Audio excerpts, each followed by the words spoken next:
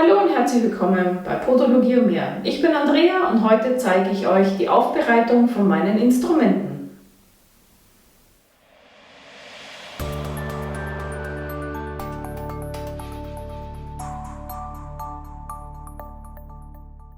Die Hygiene ist in der Podologie ein sehr großer Bestandteil.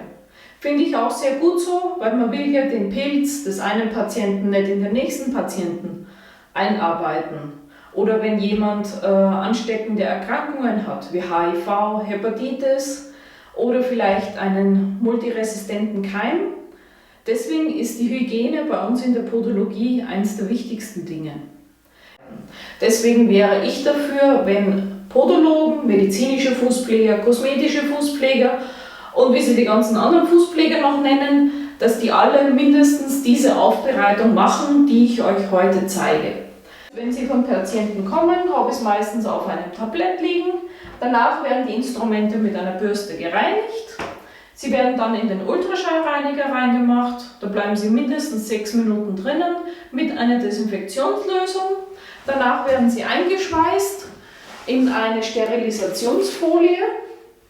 Und nach diesem Einschweißen kommen sie in den Autoklaven rein. Und wie das jetzt im Detail aussieht, das zeige ich euch jetzt. Oh, was ich vergessen habe.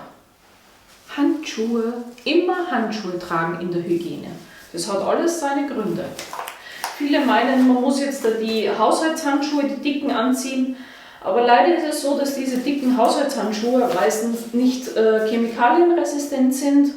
Und ich muss ganz ehrlich sagen, wenn ich jetzt schmutzige Instrumente aufbereitet habe, in den Ultraschall reingemacht habe, und danach mit diesen Handschuhen die sauberen Instrumente angreife, wo ist da bitte Hygiene? Deswegen nehme ich die Einmalhandschuhe und wechsle sie nachher.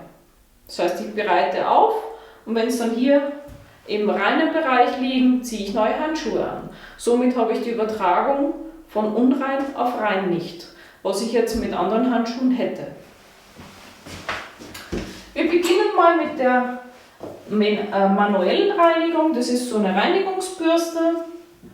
Einfach unter fließend Wasser die Instrumente schön bürsten, auch die Gelenke, damit erst aller grober Schmutz abgeht.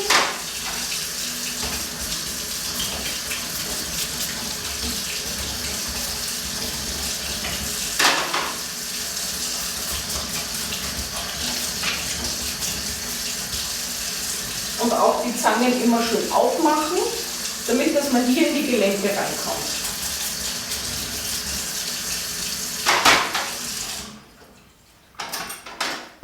Das Skalpell muss natürlich abgezogen werden, bevor das Ganze gereinigt wird.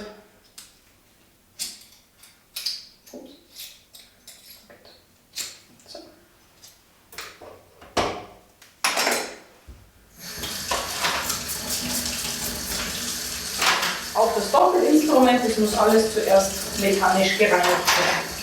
Bei den Fräsern sieht es genauso aus. Die Fräser müssen auch mechanisch gereinigt werden. Und die werden, bevor sie in den Ultraschall kommen, lege ich die in ein Bohrerbad. In diesem Bohrerbad bleiben die mindestens 15 Minuten drinnen und kommen danach, also Bohrerbad abspülen und danach in den Ultraschall. Der Ultraschallreiniger hat ein hübsches Körbchen. In diesem Körbchen legen wir die Zangen ein. Natürlich alle geöffnet. Und man muss immer gucken, dass man die nicht übereinander reinlegt, sonst ist die Reinigungswirkung des Ultraschalls verpufft.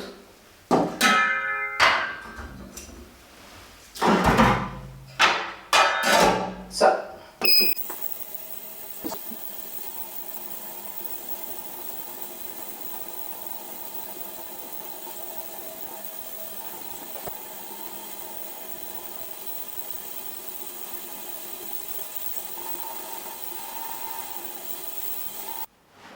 So, jetzt ist es fertig. Jetzt nehmen wir das Ganze raus. Das Ganze hier ist eine Desinfektionslösung, deswegen müssen wir das hinterher abspülen.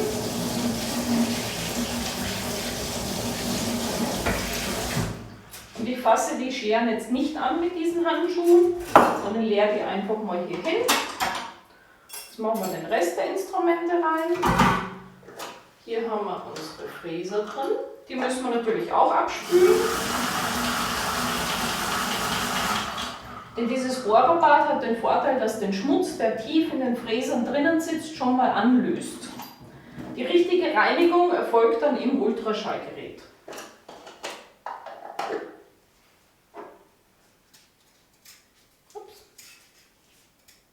Ich habe da so ein Siebchen. Man kann auch die ganz normalen, so viereckige Behälter sind das, wo man die Fräse reinstecken kann. Ich stecke sie hier in das Sieb rein. So, und das Ganze nochmal.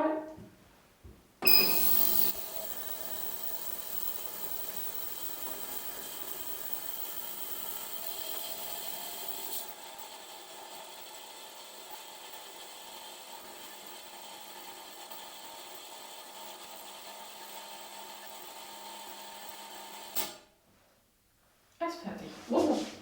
So.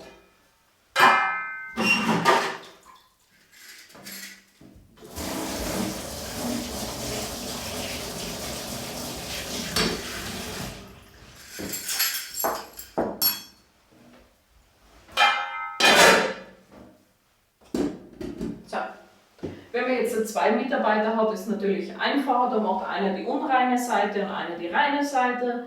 Da braucht man nicht andauernd Handschuh wechseln. Aber ich mache das ja jetzt für euch einmal eins, weil ich mache in der Praxis mache ich auch als erstes die unreinen Sachen, stapel das hier und danach geht es später dann erst ins Reine. Da braucht man nicht so viele Handschuhe. Warum müssen wir Handschuhe auch im reinen Bereich tragen? Es ist so, dass unsere Hautflora auch Bakterien drauf hat und wir haben ja auf den Fingern auch Fettfilm, also einen Fettfilm drauf. Und wenn wir jetzt die frisch gesäuberten Instrumente mit unseren Händen anpacken würden, kriegen wir auf diese Instrumente unseren Fettfilm drauf und der würde sie dann im Autoklaven quasi in die Instrumente einbrennen. Mit einem flusenfreien Tuch, da wir jetzt die ganzen Instrumente schön trocknen,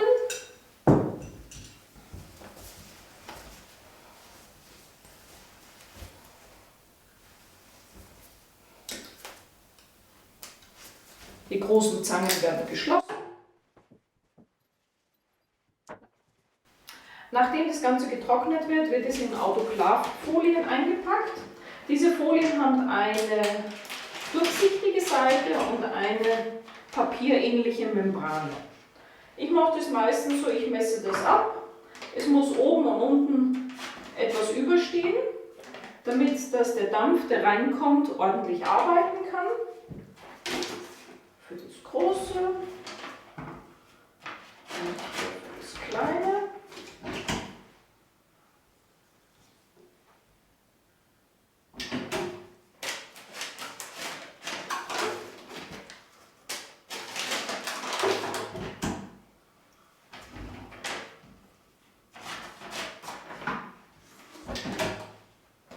Und es sollte auch jedes Instrument einzeln eingepackt werden. Hat den Vorteil, man braucht nicht bei jedem Patienten denselben Satz. Somit spart man schon mal Ressourcen. Wenn man jetzt nur einen Patienten hat, der was nur Hornhaut abtragen hat, dann nehme ich halt nur das Skalpell mit. Oder der was nur Nägel schneiden hat, dann nehme ich halt nur einen Exkavator mit. Bei den Zangen ist ja, glaube ich, die passen ja sowieso nur in eins rein. Und es ist auch für die Instrumente schonender, weil nämlich die Instrumente dann nicht aneinander rankommen und sich gegenseitig abreiben können, was man denn oft hat, wenn man jetzt mehrere in ein Päckchen zusammengibt. Hier in der Seite sind solche Indikatoren, die was dann anzeigen, ob das im Autoklav war oder nicht. Wenn man so kleine Stücke für die Fräser abschneidet, muss man halt immer darauf achten, dass mindestens ein Streifen auf dem oben ist, weil sonst sieht man ja im Hinterher nicht mehr, war das schon drin, war das nicht drin.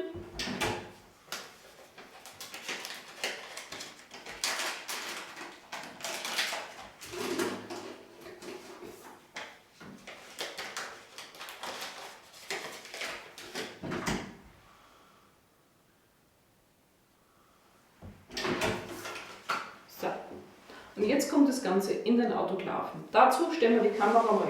So, jetzt seid ihr hier. Habt ihr eine bessere Sicht auf das, was ich gerade mache.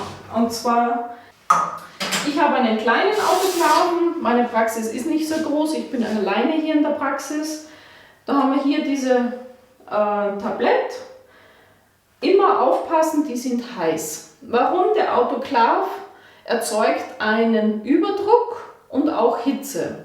Das Ganze wird bei 135 Grad und 2,2 Bar mindestens über eine halbe Stunde sterilisiert. Im Autoklav wird alles abgetötet, was irgendwie auf den Instrumenten oben ist und kein Metall ist.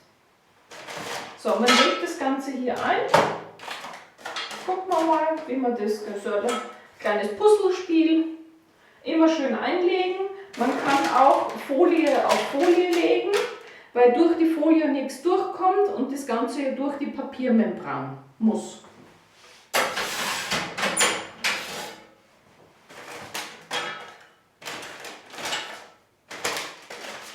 Das geht sich nicht mehr aus. Normalerweise lege ich da noch Fräser rein, aber für eins